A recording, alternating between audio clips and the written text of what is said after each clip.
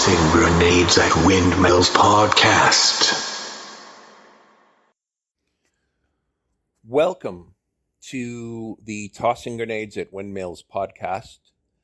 This is the final of a series called 11 Fixes for a Broken Everything.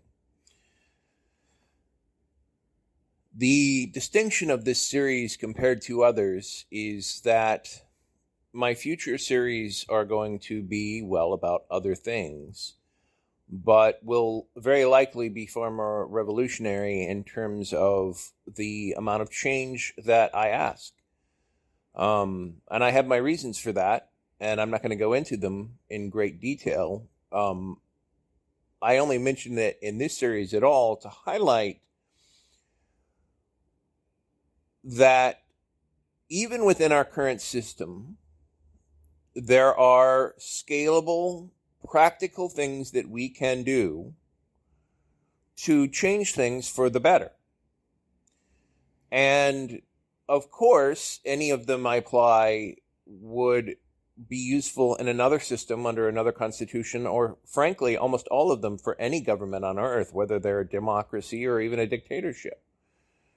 If you look at police reform, for example, making sure that police are accountable to the citizens that they protect in a meaningful fashion is a no-brainer.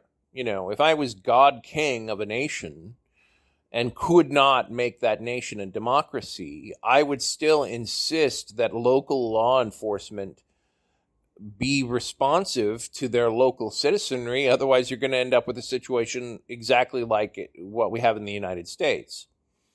But this last idea that I'm going to speak about is also useful in any system of government, but especially vital to a liberal democracy. So let's talk about physics for a second, and specifically how it involves computers. And for those not familiar with what that might be, right now, every computer that you use when you look at it on the internet or buy it or have anything to do with it is basically a binary computer, which is to say that it's essentially, when it boils down to it, an off or on switch, which is bound together in bytes and bits. And the computer basically does what you tell it to do, and it can do everything from 2 + 2 = 4 to incredibly complicated mathematical equations such as vectors or chaos mathematics or fractals, which can be rendered into graphics, which lets you enjoy powerful visual effects in Hollywood videos, or you can power your GPS, et cetera, et cetera, et cetera. Although, speaking of GPS, that is another example of advances that we've had in quantum computing, or at least with regards to quantum mechanics, since some of the math involved requires an understanding of quantum mechanics. Now, why am I talking about quantum mechanics in a broadcast about politics? And I'll explain that.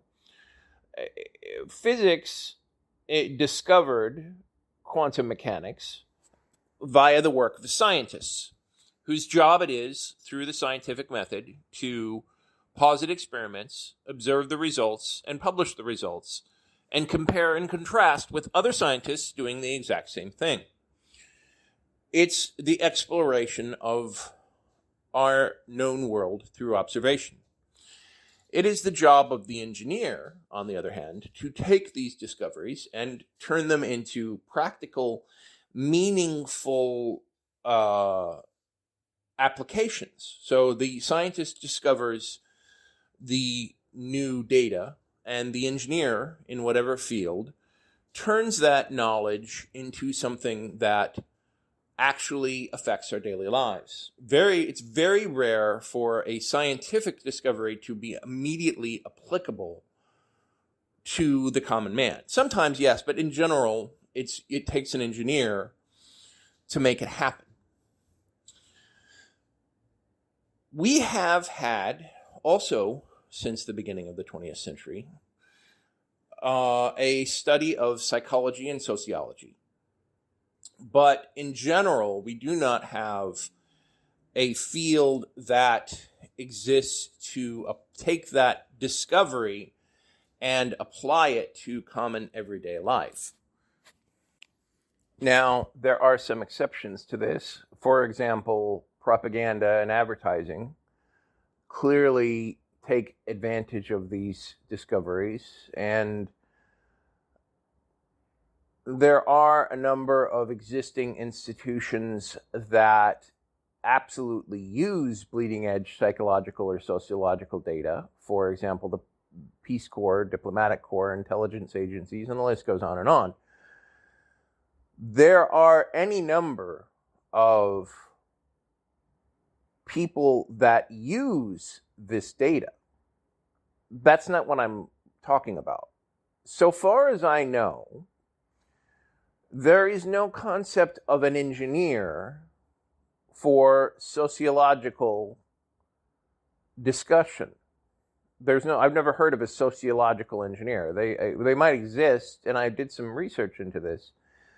And the concept is definitely not new. In fact, it is not wholly owned by, but very close to fascist thinking, in the sense that certain corporate entities and certain fascist entities and certain communist entities have attempted to micromanage at a very minute level using sociological techniques, and efficiency management definitely uses these techniques. The efficiency management game, or the life coach game, at one point basically thought of themselves as sociological engineers, but given my understanding of the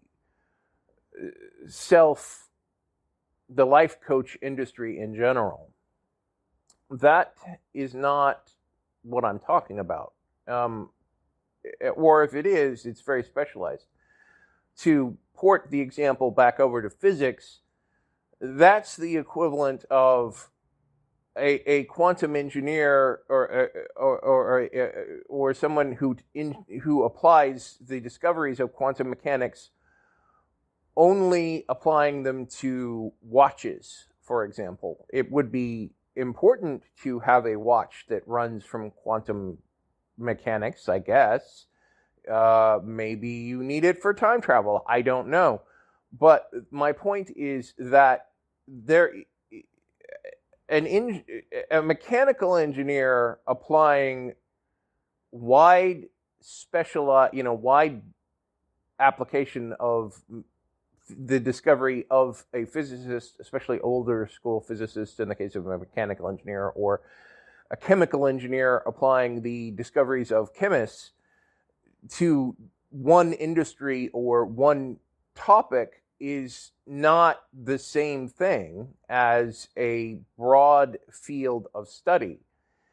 And I believe that as we approach what a lot of people are calling the singularity, or the ability to have technology disrupt our lives at a rate faster than we can adapt to it, potentially with universal basic income, and probably almost definitely with climate change, one way or another, we know that there are going to be huge disruptions to our society and to our culture.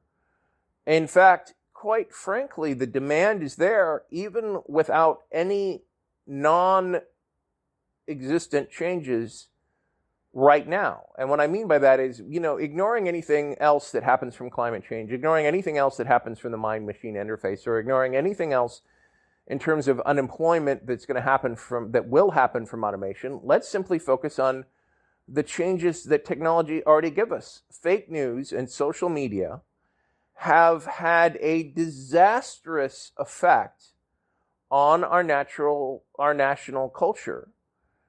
And as a result, we distrust existing institutions, and we have allowed falsehood to gain a foothold in democracy. I talked about the importance of truth in the last podcast, so I'm not going to focus on it here. What I am going to explain is that we as a society en masse need to gain an expertise in an open, transparent fashion on how to build institutions.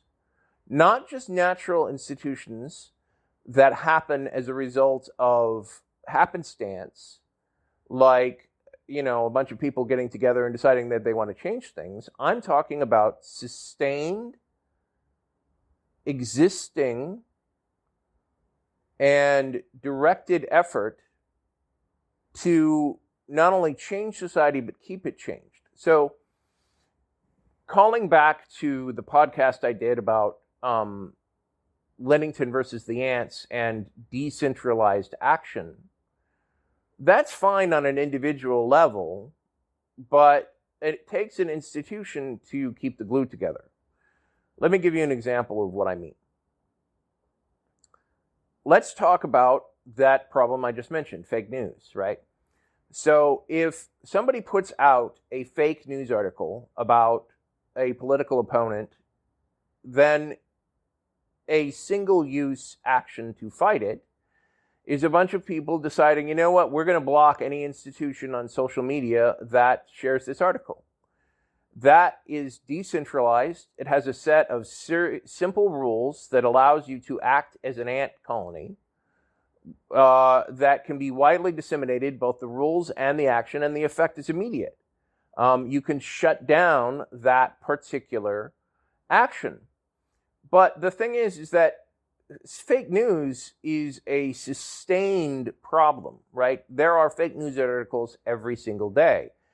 And without an institution to share, this is that fake news, and here is how we recommend you respond to it, it's going to be an ad hoc response to it every single time. Some fake news will get responded to, some fake news won't be responded to.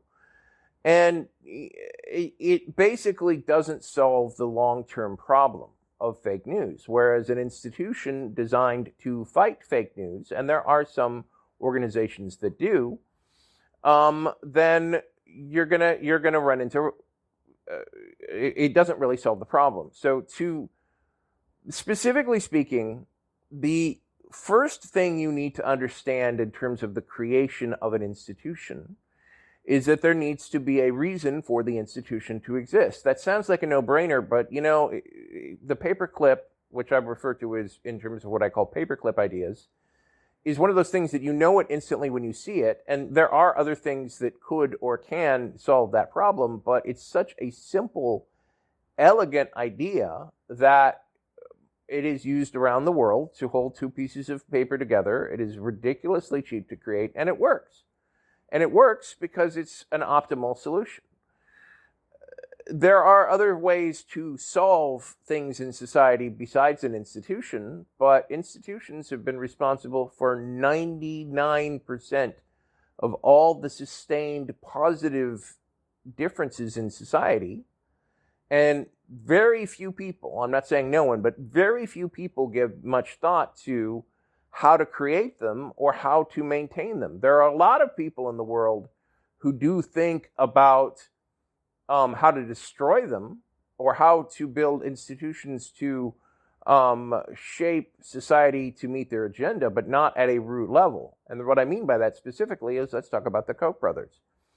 For those who are serious political fans or news junkies, you will have at some point seen an org chart of the Machiavellian organization of what the Koch brothers put together in terms of institutions. They have think tanks, they have academic journals, they have legislative councils like ALEC, and in combination, these organizations helped create not only the conservative organizations in America as we see it today, but also the basically delegitimizing every other institution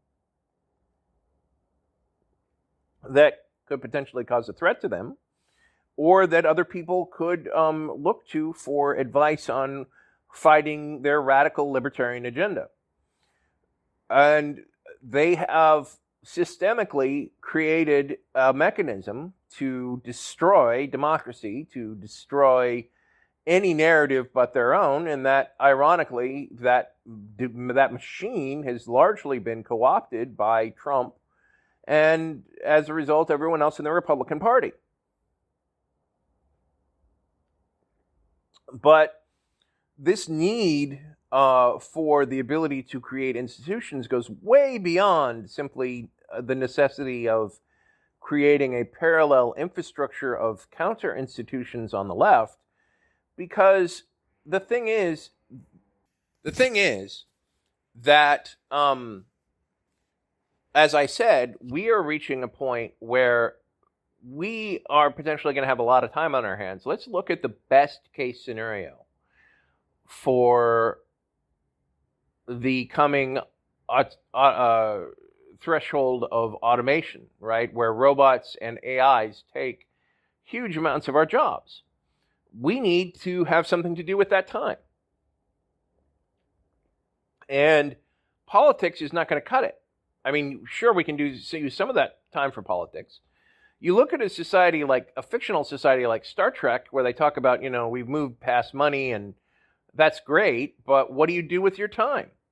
The idea is that they work to better themselves. Well, okay, that implies that they have a vast infrastructure of instruction and classrooms, and and you certainly need to know things to do things to improve yourself. But without something to do with that knowledge, it's going to create a problem unto itself. A recent show that I like a lot that just recently ended, called The Good Place, and spoilers for the 4th season for anybody listening, is that when they finally got to the good place, everyone there had a real problem, because it turned them into vegetables, because they had no motivation to continue to do what they were doing. And if we have totally free education, and you have the ability to learn anything and everything,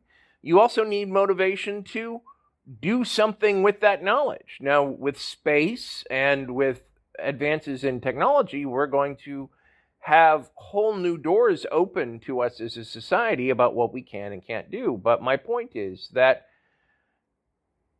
science fiction writers are great at thinking about what they think the world should look like, but only a small handful give any thought whatsoever about how we actually get there. And of those, quite frankly, in my opinion, very few of those are actually realistic. Credit where credit is due, Ayn Rand gave quite a bit of thought about both, even if I don't agree with her in terms of Atlas Shrugged, in terms of how she wanted the world to look and how she wanted the world to get there. I don't agree with her methods, but she at least put some thought into it. And the fact is that if we want a Star Trek society where all our needs are met, and yet we still have people that aren't addicted to virtual reality and living in a dystopia, although the recent show Picard shows that even a utopia can become a dystopia within a generation. And again, that's a fictional reality, but fiction is very useful in giving us lessons for our own reality.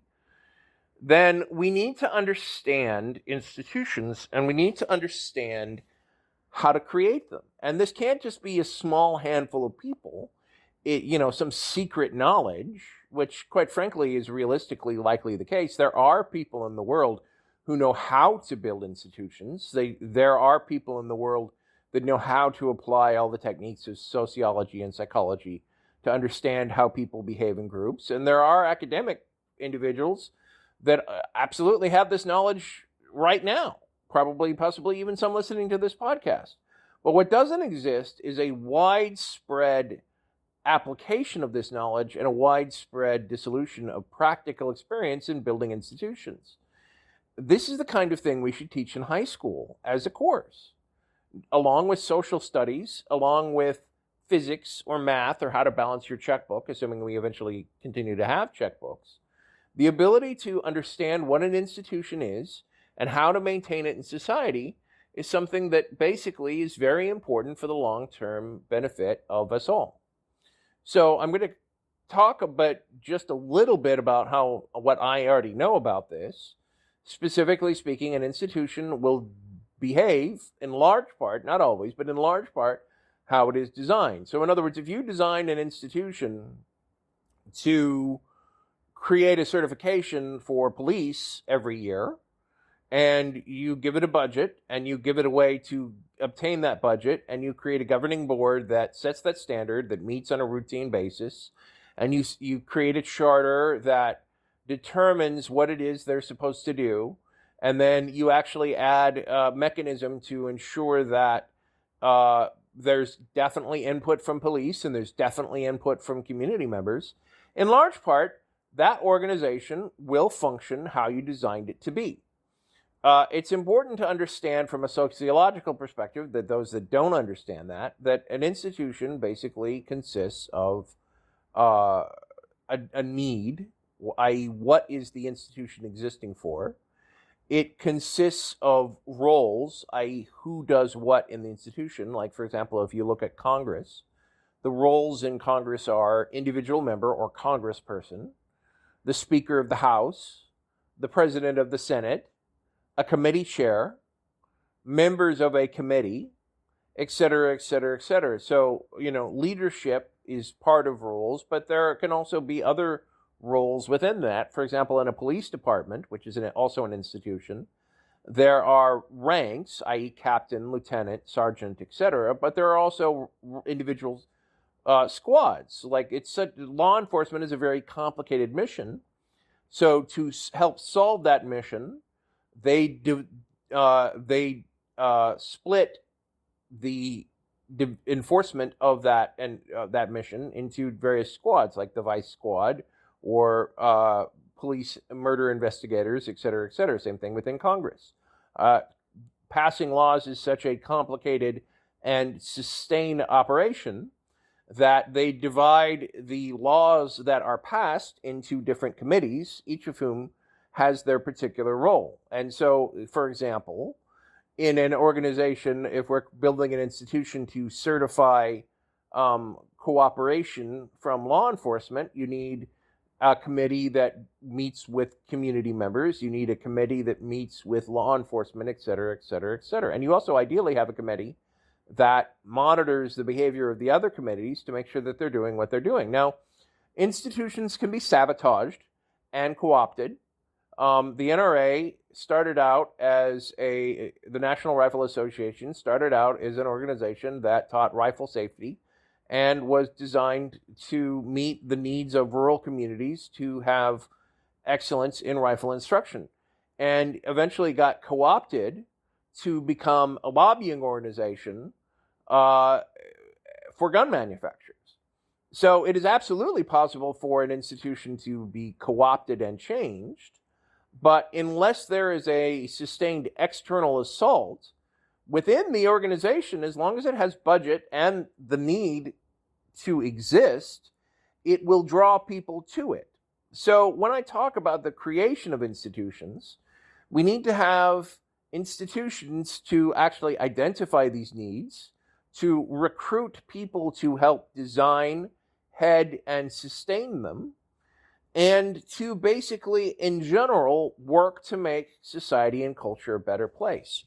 So, in short, what I propose is a practical, scalable idea, is an educational curriculum on the creation of institutions using the most recent discoveries from sociology and psychology, and institutions to create other institutions to fill in all the needs for all the things that you could say that are wrong with the world. And those go on and on and on and on. But I want to mention one very specific and important caveat.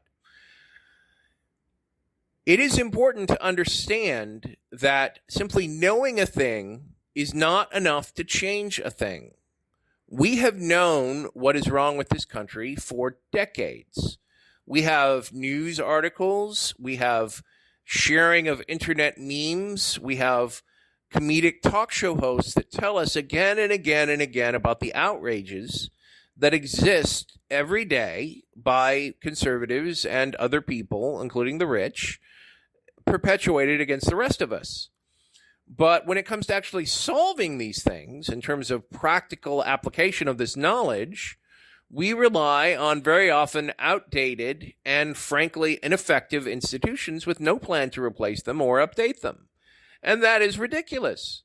An institution will do what an institution is designed to do. For example, the Democratic National Party is designed to promote and enhance the Democratic National Party. It's designed to do exactly what it was created to do, which is put Democrats in power and make the Democrat Party the number one party in the country, which is not the same thing as a progressive agenda. It's not the same thing as ensuring that it makes the life of everybody in the country better. Individual members of that organization might say that that's what they want to do as individuals, and even somebody who heads that organization might say that that's what they want the organization to do, but understand that the organization as a political party is designed to foster the perpetuation of the political party. It's not designed to make your life better. It's designed to make the party more powerful. And it's important that you remember that when advocating for the creation or the backing or enhancement of any particular institution. This has been the Tossing Grenades at Windmills podcast. Buy my book, Have Name Will Travel, available in many markets, including at Amazon.com. Copyright 2019. Red Anvil Amalgamated, LLC. To fight the forces of evil!